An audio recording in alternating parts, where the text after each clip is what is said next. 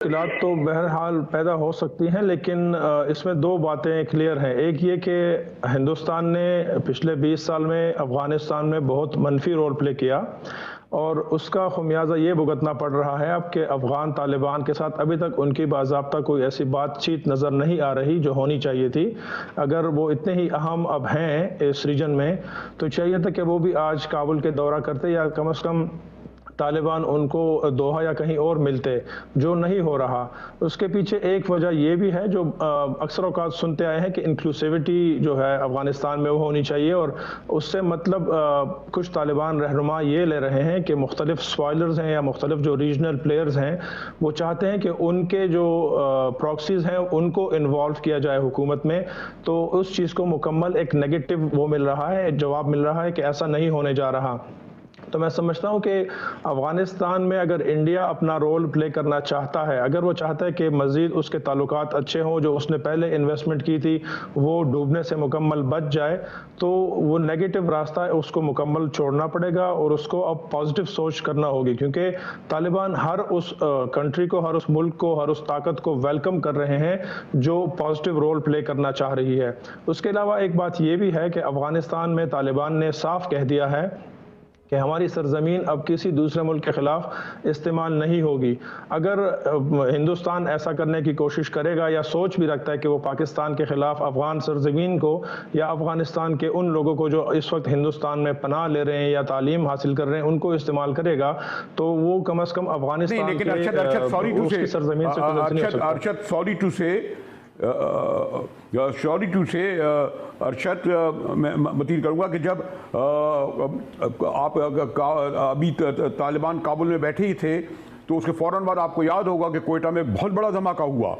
और जब उनकी तवज्जो दिलाई गई वहाँ के तर्जमान से कि जनाब ये पाकिस्तानी तालिबान ने इसकी जिम्मेदारी कबूल कर ली है, तो मतीन हैदर उन्होंने कहा ये पाकिस्तान और तालिबान जाने। अब आप ये फिर ये चाहते हैं काबुल में बैठे हुए तालिबान के उन पाकिस्तान तालिबान से दोबारा मुआहदा करा दें, उनके लिए हम बॉर्डर खोल दें, एक बार फिर उन्हें शनाख्ती कार्ड दें, एक बार फिर हम उन्हें पनाहें दें अपने उसमें, यानी वो क्योंकि उनको, और ये भी एक ऑब्जर्वेशन आ रही है कि वो ये इसलिए चाहते हैं कि कहीं ये पाकिस्तानी तालिबान दाइश के साथ मिलकर उनके लिए प्रॉब्लम न क्रिएट करें। तो सॉरी टू से आप भी अफगान साइकी जानते हैं, खुद तो महफूज कर रहे हैं, बर्बाद तो हमारा इमाम बारगाहें हुई, कारोबार हुआ, मस्जिदें हुई, शहरी मारे गए, सिक्योरिटी फोर्सेज मारे गए, ऐसा है ना मतीन हैदर?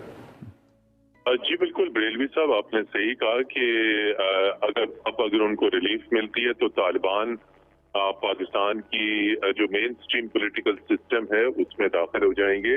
और जो ऑब्जर्वेशंस आपने कोट किए वो बिल्कुल सही हैं। ठीक है मतीन, ये जो मतीन साहब साथ रहिएगा। डॉक्टर साहब, ये फिर जो ट्राइका प्लस का इजलास हो, एक बार फिर दिल्ली इस्लामाबाद तनाज़े का शिकार होने नहीं जा रहा, क्योंकि हमने और चाइना ने दिल्ली इजलास का बाइकाट किया,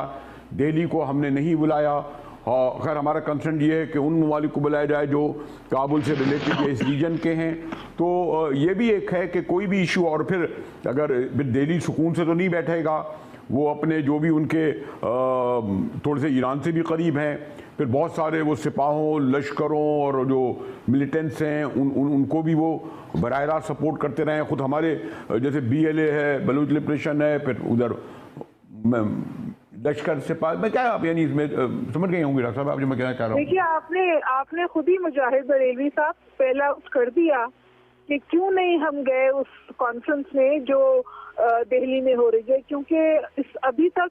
इंडिया का किरदार मस्बत नहीं है, इंतहाई मनफी है, और इसीलिए हमने उसको हाईलाइट किया है कि जी वो स्पॉइलर हैं और स्पॉइलर के साथ बैठ के अमन पे बात नहीं की जा सकती। अगर वो ये सब कुछ कर रहे हैं और अगर पाकिस्तान भी उसको हाईलाइट नहीं करता जो उसके डायरेक्ट निशाने पर है, मतलब जब उनके पास स्ट्रैटेजिक स्पेस थी तो उन्होंने उसको कुल्ली तौर पर पाकिस्तान के खिलाफ इस्तेमाल किया, और पाकिस्तान ने इस हवाले से टेंजिबल एविडेंस डोसियर्स की सूरत में इंटरनेशनल फोरम्स के सामने रखी है। तो मेरे ख्याल है कि ये बात अहम नहीं होती कि जी आप फंस जाएंगे, आप प्रिंसिपल स्टांस लेते हैं। पाकिस्तान प्रो पीस है अफगानिस्तान के हवाले से, फैसिलिटेटर है, वो तमाम चीजें कर रहा है, चाहे वो बॉर्डर मैनेजमेंट हो, चाहे वो ह्यूमैनिटेरियन एड हो, चाहे फैसिलिटेशन ऑफ डायलॉग हो, चाहे इनखला हो, आप अफगानिस्तान के हवाले से पाकिस्तान को फोर फ्रंट पे पाते हैं। But at the same time Pakistan ये तो नहीं कम्प्लीटली इग्नोर कर सकता कि जो स्पॉयलर्स हैं उनको एक बार फिर थ्रू बैकडोर एक फाल किरदार मिल जाए इस सूरत हाल में, और पाकिस्तान इस हवाले से अपने कंसर्न भी सो टू से सामने ना लाए। तो मेरे ख्याल में पाकिस्तान का तो प्रिंसिपल स्टांस है, और जो सीरियस ऑब्जर्वर्स हैं ना इवन इन द यूएस, वो ऑन रिकॉर्ड है ये कहने कि इंडिया का किरदार अफगानिस्तान में पाकिस्तान के हवाले से इंतहाई मनफी रहा है। लेकिन डॉक्टर साहब का ऑब्जर्वेशन अपनी जगह और एक हद तक बड़ा रैशनल भी है, लेकिन अरशद ये तो आप बहरहाल हम इग्नोर नहीं कर सकते ना कि अगर भले कितना दुश्मन हो कि हिंदुस्तान इस रीजन का एक बहुत बड़ा मुल्क है, इकॉनमी के एतबार से, अस्करी तौर पर, और अगर वो स्पॉयलर है तो बड़ा स्पॉयलर करा, मसलन पाकिस्तान ही तोड़ दिया उसने। ये तो रियलिटी है ना। उस वक्त तो सुपर पावर हमारे लिए नहीं आई, ना चाइना आया ना अमेरिकन आए। इस वक्त भी, और जो दिल्ली के साथ उसके जो रिवायती ताल्लुकात हैं, आप भी जानते होंगे कि सैकड़ों नहीं हज़ारों की तादाद में उनके वहाँ ट्रेनिंग भी लेते हैं, पढ़ते भी हैं, करते। तो ये जो काबुल की हद तक जो सूरत हाल होगी, अगर हम पाकिस्तान और हिंदुस्तान ने अगर वहाँ पर ये लड़ाई लड़ी तो हम भले उन्हें आइसोलेट कर दें, लेकिन मुश्किलात तो फिर पैदा कर सकते हैं ना वो हमारे लिए। अरशद यह था कि आप भी जानते हैं कि अगर भारत हमारा दुश्मन है तो एक अफगान साइकी एक अलग है, और उनसे निमटना कोई आसान नहीं होता। चाहे सरदार दाऊद के ज़माने से मैं तो देख रहा हूँ, उसके बाद फिर बाद में हमारे कम्युनिस्ट भी आए, फिर करज़ई भी आए, फिर गनी भी आए, फिर ये तो एक नए लोग आए हैं। इसलिए हम कैसे ट्रस्ट करें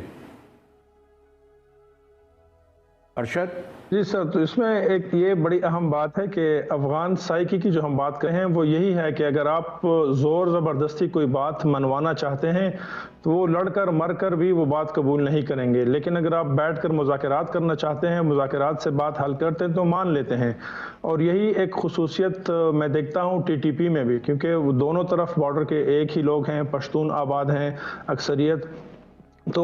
जिस तरह आपने और मतीन साहब ने बात की, मैं बिल्कुल तायद करता हूँ इस बात की कि हमने बहुत सफ़र किया, पाकिस्तान ने 80,000 जानें दी हैं, लेकिन अब अगर हम इसी बात को लें कि इतनी कुर्बानियाँ गई हैं तो क्या इसका ये हल नहीं होना चाहिए कि मसला हल हो जाए और मज़ीद 80,000 लोग कुर्बान होने से बच जाएं? क्योंकि दुनिया में जहाँ पर भी इस तरह के मसले आते हैं, अगर हम आयरलैंड के आयरिश रिपब्लिक आर्मी को देख लें या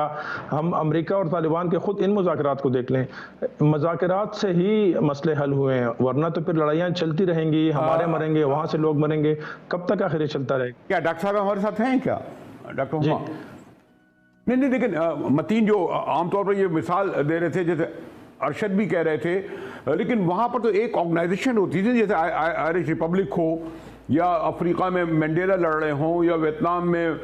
हो ची मिन लड़ रहे हो, इवन हम बांग्लादेश में कहते हैं जी अवामी लीग लड़ रही हो। लेकिन अभी तक तो कन्फ्यूजन ये है ना कि जो तालिबान हमारे खिलाफ लड़ते रहे उनके मुख्तलिफ इक़साम हैं, उसमें वे दाइश भी आ गई, उसमें अलकायदा भी आ गई, फिर मैंने कहा ना अफगानी पंजाबी पाकिस्तानी तालिबान भी आ गए। कोई एक तंजीम एक तहरीक की शक्ल तो नहीं थी ना, या है मतीन हैदर? जी अरशद, ये क्या इतना आसान होगा? बहुत मुश्किल है जी। मतीन साहब ने जो बात की है वाकई इस तरह होना चाहिए, क्योंकि अगर टीटीपी के साथ मुज़ाकरात होते हैं और हम एक्सपेक्ट करते हैं कि उनको में लाया जाए, तो उन्होंने भी कुछ कुर्बानियां देनी होंगी अपने जदोजहद को, इस जंग को पाकिस्तानी अवाम, पाकिस्तानी फोर्सेस के खिलाफ मुकम्मल ख़त्म करना होगा। लेकिन ये अभी बहुत मुश्किल नज़र आ रहा है मुझे। हमारे जो टीटीपी से तहरीक तालिबान से मुलाकात जो करवाई जा रही है, उसमें वो काबुल गवर्नमेंट के पूरे तौर पर अंडर में होंगे अरशद? फिर मैं मतीन की तरफ आऊँ। जी, जो लोग इसको फिट कर रहे हैं उनकी बड़ी इज्जत की जाती है इन हलकों में, इन सर्कल्स में। टीटीपी के लोग इन अफगान तालिबान के लोगों की बड़ी इज्जत करते हैं और उनकी माइट को भी समझते हैं, एक दूसरे पर एहसानात भी समझे जाते हैं, क्योंकि जब 20 साल पिछले गुजरे हैं उसमें यही लोग जब अब पाकिस्तान के मुख्तलिफ इलाकों में पनाह गुज़ीन थे तो टीटीपी ने उनको फैसिलिटेट किया था, उनको सपोर्ट या कम अज़ कम उनके खिलाफ लड़ाइयाँ नहीं की थी, उनके रिट को चैलेंज नहीं किया था। अब वहीं पर उनको बदला मिल रहा है कि उधर से भी कम अज़ कम ये सपोर्ट मिले कि अफ़गानिस्तान से पाकिस्तान के साथ मुज़ाकरात उनके किए जा रहे हैं। और मैं समझता हूँ कि जो लोग फैसिलिटेट कर रहे हैं अफ़गान साइड से, जो अफ़गान तालिबान फैसिलिटेट करते हैं, वो मुकम्मल ये ताकत रखते हैं कि फिर इन बातों की पासदारी कर सकें, वो गारंटर्स बन सकते हैं इस बात के। यानी आपका इशारा यकीनन हक्कानी नेटवर्क की तरफ होगा, जो सिराज हक्कानी साहब अभी तक कहते हैं ये इनिशिएटिव ले रहे हैं मतीन हैदर, लेकिन हक्कानी नेटवर्क को भी अब इस नेटवर्क को ओपन होना पड़ेगा। जब आप हुकूमत में बैठे होते हैं तो आपको तमाम चीज़ें सामने रखनी पड़ती हैं। जैसे पाकिस्तान में बहरहाल एक आइन है, एक पार्लियामेंट है, एक असम्बली है, एक अपोजिशन है, एक पुलिस है, प्राइम मिनिस्टर को भी तलब किया जा सकता है। मेरे ख्याल में वहाँ निज़ाम में तो नहीं हो सकता कि कोई अमीरुल मोमिनीन से कोई सवाल करे कि जी आप कौन है, कहाँ से आए।